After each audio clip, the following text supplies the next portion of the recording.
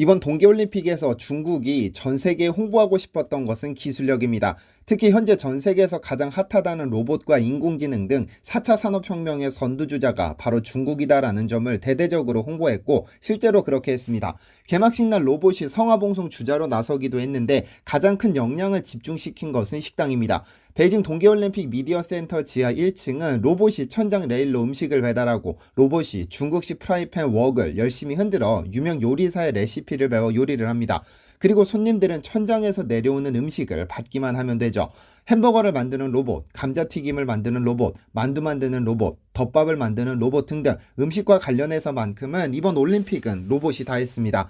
그런데 한 동계올림픽 선수는 위장에 탈이 날 정도로 도저히 먹을 수 없는 음식이 나온다. 뼈가 앙상하게 드러나기 시작했다. 매일 울면서 지낸다. 모든 게 끝났으면 좋겠다며 자신의 인스타그램을 통해 베이징에서 제공받은 음식에 대한 공개 비판을 시작했는데요.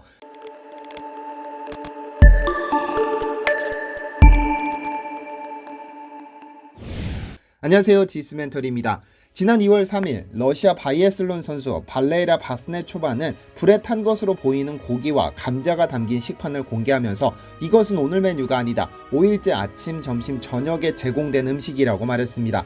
사진 속에는 아주 적은 양의 파스타와 파스타 소스, 미니미 버전의 감자, 생선인지 고기인지 정체 모를 흰살 고기와 말라 비틀어진 고기가 담긴 도시락이 보입니다. 신선한 채소나 과일은 전혀 찾아볼 수 없죠. 여기에서 바네스초바는 다른 음식은 도저히 먹을 자신이 없어 파스타만으로 버텼다는 충격적인 사실을 고백했습니다. 최근 베이징 동계올림픽에서는 선수들을 중심으로 조직위가 제공한 음식을 도저히 못 먹겠다는 불만이 쏟아져 나오고 있습니다. 그리고 특히 이러한 불만은 코로나 양성 판정을 받아 호텔에 격리 중인 선수들을 중심으로 쏟아지고 있는데 위에 바네스초바 선수 역시 양성 판정을 받아 베이징의 한 호텔에 격리 중인데 해당 식단은 격리된 선수에게 제공된 식사였습니다. 그런데 문제는 같은 호텔에 격리 중인 다른 격리자들에게는 훨씬 더 나은 식단이 제공됐다는 점입니다. 같은 호텔에서 같은 조건으로 격리 중인 선수들 간에도 일관적인 식사가 아니라 급이 다른 식사가 제공된다는 점이 놀라운데요.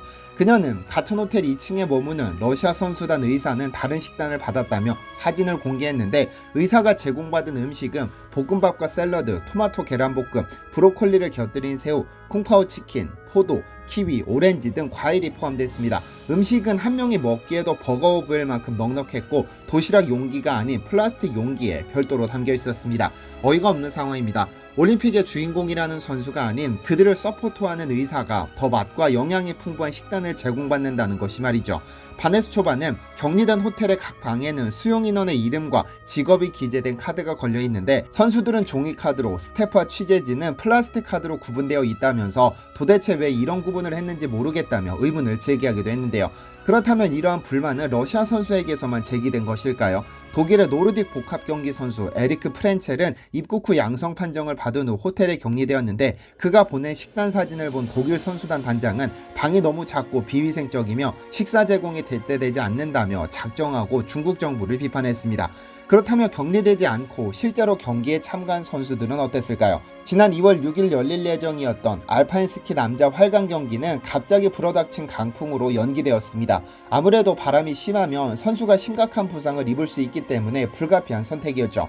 언제 제기될지 모르는 상황이기 때문에 대기실로 돌아온 독일 대표팀 감독은 충격을 받았습니다. 추운 날씨에 매서운 강풍을 이겨내고 경기를 치러야 하는 선수들은 경기 직후 체온을 유지하기 위해 따뜻한 음식을 먹어야 합니다. 급격히 체온이 낮아지면 상당히 위험할 수 있으니까요. 그런데 대기실에 도착한 독일 대표팀 감독은 준비된 음식이 감자튀김과 견과류, 초콜릿뿐이라는 사실을 확인하고는 충격에 빠졌습니다. 그렇다면 뷔페식으로 제공된다는 선수촌 식당의 음식은 괜찮았을까요? 그렇지는 않은 것으로 보입니다. 사실 중국은 거대한 영토만큼이나 음식의 종류도 많아 중국인이 중국에서 태어나 평생 절대로 하지 못하는 것이 세 가지가 있다고 하죠. 한자를 모두 배우는 것, 중국 전역을 여행하는 것, 중국 음식을 전부 먹어보는 것입니다. 그만큼 음식의 종류가 너무 많아 평생 다 먹어보지 못할 정도라고 하는데 정작 선수촌에서 제공되는 음식은 미식의 국가답지 않은 모습입니다. 올림픽 조직 조직위원회는 이번 올림픽을 위해 베이징과 옌칭, 장자커우의 선수촌을 마련했는데 이러한 구분은 빙상과 썰매, 스키 등 종목을 구분하기 위한 것입니다. 그리고 각 선수촌에는 24시간 운영하는 식당을 운영하고 있는데요. 그리고 식당에서는 세계 각국에서 온 선수들을 위해 서양식뿐 아니라 아시아 음식 670종을 준비해 다양하게 제공하고 있지만 중국식으로 요리된 음식은 상당히 불만족스러운 듯합니다. 선수촌에 가장 먼저 입성한 쇼트트랙 이유빈 선수는 선수촌에서 아직 맛있는 음식을 못 찾았다고 털어놨고, 스피드스케이팅의 김보름 선수는 선수촌 식단을 보니 집에 가고 싶은 마음이 굴뚝 같다며 우회적으로 불만을 표시했죠. 매스스타트의 정재원 선수는 4년 전 평창대회 때는 식사가 너무 좋았다. 도착한 첫날 선수촌 식당에서 밥을 먹는데 입맛에 너무 맞지 않는다고 했고, 스켈레톤의 윤성빈 선수는 고기만 거창하게 깔렸는데 정작 실속은 없다며 중국인들이 알려진 것과는 다르게 요리를 못하는 것 같다고 대놓고 깎아내렸습니다. 결국 대한체육회는 치트키로 불리는 도시락을 제공하기로 결정합니다. 대한체육회는 베이징과 옌칭, 장자커우 등 선수촌 선수들에게는 사전에 현지에서 먹을 수 있도록 밥, 국, 죽 등 24종 1758개 도시락을 전달했고, 베이징에는 2월 4일부터 급식 지원센터를 운영하기로 했습니다. 체육회는 베이징 선수촌에서 차로 15분 떨어진 크라운플라자 베이징 선팰리스 호텔에 급식 지원센터를 마련했는데, 주방 공간 하나를 통째로 빌린 후 2주간 베이징 선수촌에 한식 도시락을 전달하기로 결정했습니다.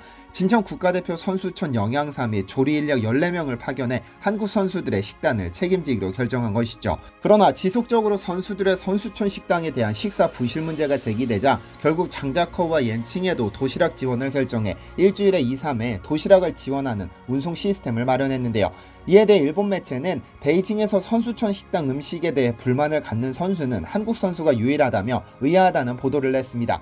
아사히신문 계열사 주간지 아에라는 한국 선수단을 제외하고는 다른 나라에서 선수촌 식사에 대한 불만의 목소리가 나오지 않는다며, 도쿄올림픽 때도 후쿠시마산 재료의 방사능 오염 우려를 주장하며 별도의 급식 시설을 만들어 자국 선수단에 제공했다고 전했는데요. 그러나 사실 한국 선수들이 예민한 것은 아닙니다. 이미 위에서 언급했던 러시아 선수는 배가 너무 고파 뼈가 삐죽삐죽 튀어나올 지경이라고 토로했고, 독일 스키 대표팀의 크리스티안 슈바이거 코치는 음식 수준이 매우 의심스럽다, 제대로 된 식사가 아니다라며 따뜻한 음식이 없다, 과자와 견과류, 초콜릿만 있다, 다른 것은 없다, 높은 기량을 선보여야 하는 선수들에 대한 관심이 부족한 것으로 보인다고 지적하기도 했죠. 그렇다고 한국만 자체적으로 음식을 조달하는 것은 아닙니다. 미국 스키 대표팀은 뜨거운 물을 부어 곧바로 먹을 수 있는 봉지 파스타 같은 캠핑용 음식을 따로 준비한 것으로 알려졌습니다. 미국 대표팀 관계자는 대형 국제대회에서는 보통 조직위원회가 뷔페 형태로 선수들에게 식사를 제공하지만 이번 대회의 경우 엄격해진 코로나 확산 방지 규정에 따라 차가운 음식만 주는 것 같다고 우회적으로 불만을 표시했죠. 이에 몇몇 외국인 선수들은 한국 정부 차원에서 지원하는 고퀄리티 도시락을 자신들도 사 먹을 수 없겠냐고 호텔로 문의하지만 사실상 불가능하죠. 그런데 이렇게 선수촌의 음식이 부족하다면 외부에서 음식을 사 먹으면 되지 않겠나 하는 주장이 제기될 수 있지만 두 가지 이유로 불가능합니다. 첫 번째 이유는 올림픽 조직위원회가 폐쇄루프를 적용했기 때문입니다.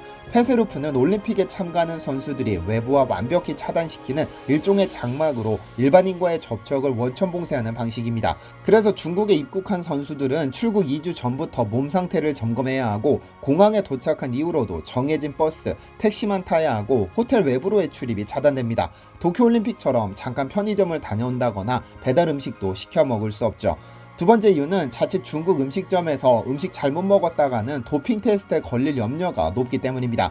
올림픽 개막 직전 독일의 반도핑 기구는 동계올림픽에 참가하는 선수들에게 가급적이면 중국산 육류를 섭취하지 말라고 경고했습니다. 공개 배포한 자료에 따르면 선수들이 중국산 육류를 섭취할 경우 스테로이드의 일종인 글렌부테롤을 섭취할 수 있어 가급적이면 고기를 피하고 대체 식품을 먹어야 합니다.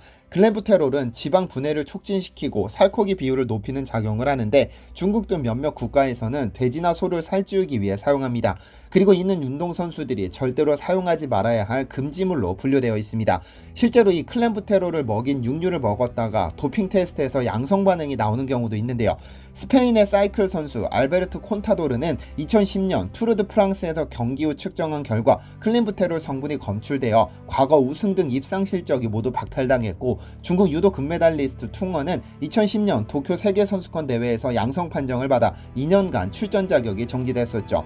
그녀는 중국에서 돼지고기를 많이 먹었기 때문이라고 항변했는데요. 중국의 수영 대표였던 어우양 쿤펑 역시도 클린부테롤이 검출되어 영구 제명되기도 했죠. 올림픽은 선수들이 그동안 훈련을 통해 쌓은 실력과 평소에 쌓은 체력을 겨루는 스포츠의 장입니다. 4년을 준비한 모든 실력과 집중력을 탈탈 털어 넣어도 세계 최고 선수가 될까 말까한 상황인데 음식도 제대로 제공되지 않고 편파 판정과도 싸워야 하니 이번 올림픽은 선수들에게 극한의 경험이 아닐까 합니다.